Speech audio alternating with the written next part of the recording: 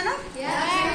आज हम एक घटना बताते हैं कि जब वो एक बार क्या हुआ कि किसी नगर में गौतम बुद्ध जो है घूमते घूमते घूमते घूमते पहुंचे। वो नगर नगर जाया करते थे, अपने विचारों को दिया करते थे, लोगों में साझा किया करते थे, तो और लोगों की समस्याओं को भी दूर करते थे।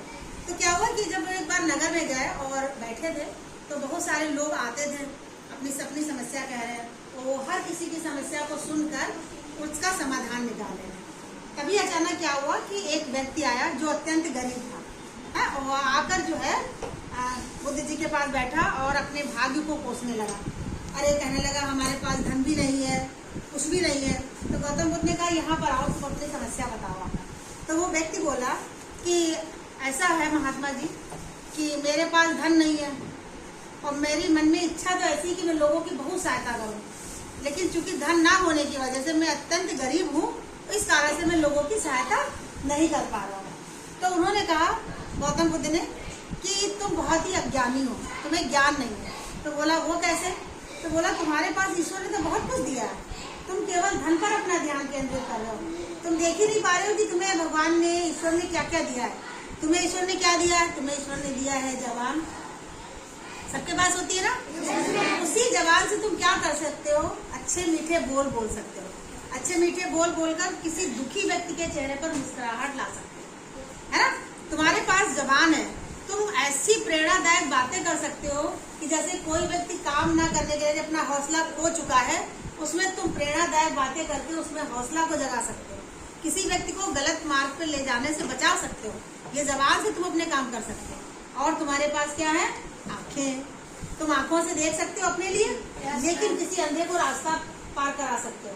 गलत सही मार्ग, अगर कोई गलत रास्ते पर जा रहा है, केवल रास्ता पार कराना ही नहीं, हम देख रहे हैं कि फला व्यक्ति गलत रास्ते पर जा रहा है, तो हम उसे रोक सकते हैं कि तुम उधर मत जाओ, उधर जाना ठीक नहीं है।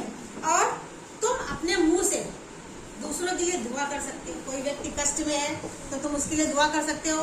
क्या कर सकते हो कि भाई उसके कष्ट दूर हो जाए, है ना। तो तुम्हारे भगवान ने इतना सब कुछ दिया हुआ, लेकिन अज्ञानता, जैसे कि शीशा है कोई और शीशे के ऊपर जब धूल पड़ जाती है तो हमें साफ दिखाई नहीं देता, है ना, जब तक कि हम उसको पोछे ना।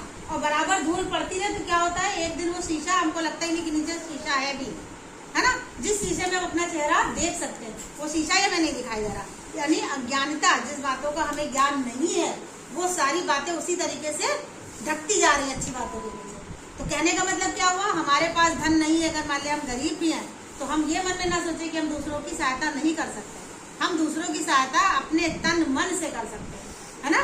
चाहे वो रास्ता पार कराना हो, चाहे गलत रास्ते पे रोकना हो। और दूसरी बात, सकारात्मक विचार, ऐसे विचार जो हमारे अंदर ऊर्जा को भरते हैं, काम करने की प्रेरणा देते हैं। मन में ये विचार नहीं आता ये काम हम नहीं कर पाएंगे, ये काम हमसे नहीं होगा। यानी जब हम खुद ही सोच लेते ये काम हमसे नहीं होगा, तो वो काम वास्तव में नहीं हो पाएगा। बाकी सारे काम मनुष्य ही तो करते हैं, चाहे जैसे छोटा हो या बड़ा हो। तो हम कभी भी दिमाग में ये ना सोचे कि हम ये काम नहीं कर पाएंगे। यानी हमारे अंदर सकारात्मक विचारों को, भावों को भी हम भर सकते हैं, है ना, अपनी जबान के द्वारा। तो इस तरीके से हमें कभी भी निराश नहीं होना चाहिए कि हमारे पास ये नहीं है कि हम कुछ दे सकें। हमारे पास सब कुछ है। क्या है? ईश्वर का दिया हुआ एक स्वस्थ शरीर है ना। तो बचाओ बच्चों, अपने लिए ताली अच्छी लगी।